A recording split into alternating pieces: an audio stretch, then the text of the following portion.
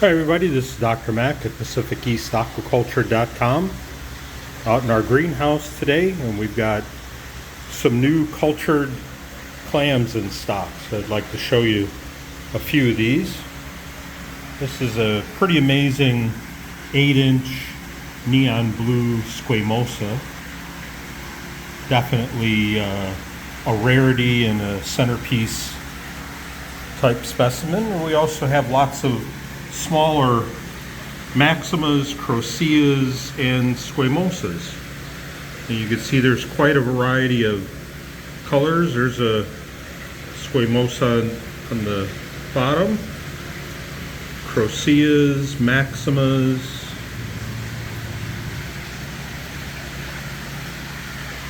We have over 300 in stock, and we'll slowly be putting up on our website. I have a few up there right now. Nice Squimosa.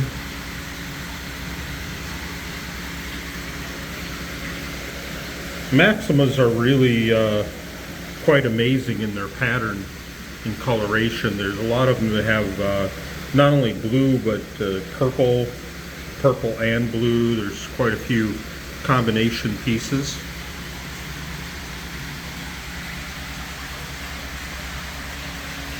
Some more of the Squimosas here.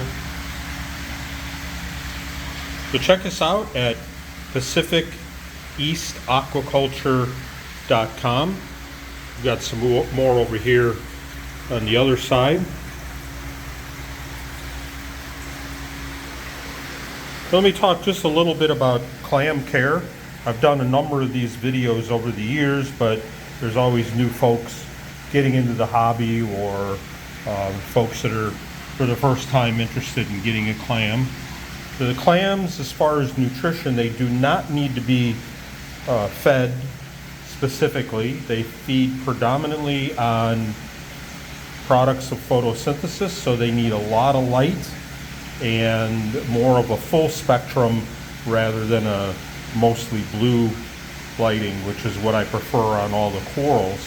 Clams actually tend to look better and do better if you have a more full spectrum, in other words, a little more white lighting. And they also utilize dissolved organics, nitrates and phosphates, so they generally do better in a tank that, quote, is a little more dirty than, let's say, some of the really low nutrient like SPS tanks that some folks run. And that can easily be accomplished in most tanks with just more feeding of the fish. Generally, the cultured clams are quite hardy. We don't really do any wild collected any longer. We used to years ago, but the cultured just do so much better. And these are all cultured clams. So generally, unlike this one Squimosa, generally if you see a clam that's more than about 3, maybe 4 inches, generally those are wild collected. So a lot of these 5, 6, 7 inch Maximas you see, those are wild collected and can be rather difficult to maintain. Acclimation should be by steady drip for no more than about 45 minutes. There's no need to acclimate any longer than that, and if anything, can be kind of detrimental to the clam. They're really not that sensitive, and while I acclimate them when they come in here, they're a much longer transit time than it would be for us to ship one to you. Generally, these clams need to be on a firm surface, so on the rock work, or if you have some rock rubble and you're going to put it down in sand, or if you have, like I have in here, this crushed coral, because they need to attach to something firm. So these all came in with nothing attached to them, and you can see here, this one is already attaching to the rock rubble. So the so-called foot on the bottom is the vulnerable part for the clam. since that's the open area. So when the clam gets disturbed, they'll close up pretty tightly. So predators can't get in that way, but they can get in through this foot area. And that's why they want to attach to something firm. You can see they send out these threads to attach to whatever firm surface. So you can put them on rock. You have these so-called clam cradles, which are ceramic pieces that are made for setting clams into. Or you can put them in the sand, but just put something a little bit coarser than the fine-grained sand underneath them, like some rock rubble.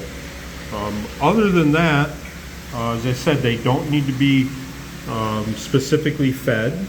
Just provide them with a lot of light and just leave them be. You know, put them in the one spot where you want to keep them, and then just let them do their thing. Of course, there are certain fish that might pick on them. Most reef-safe fish will not, but generally, most of the angels, including the dwarf angels, are going to pick on them. Butterflies and, you know, things like that that you may not have in the average reef aquarium. Other than that, they're pretty easy to keep. So check us out at PacificEastAquaculture.com. Take care.